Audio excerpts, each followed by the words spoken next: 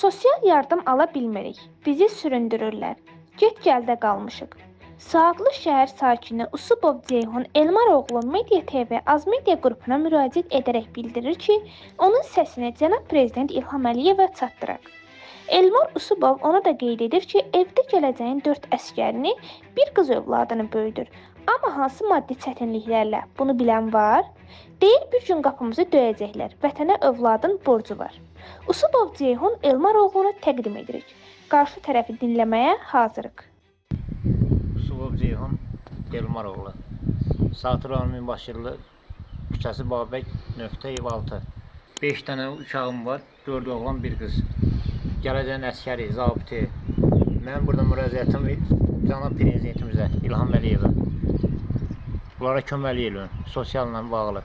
Vallahi Saatlı'nın sosial müdafiəsinə getmişəm.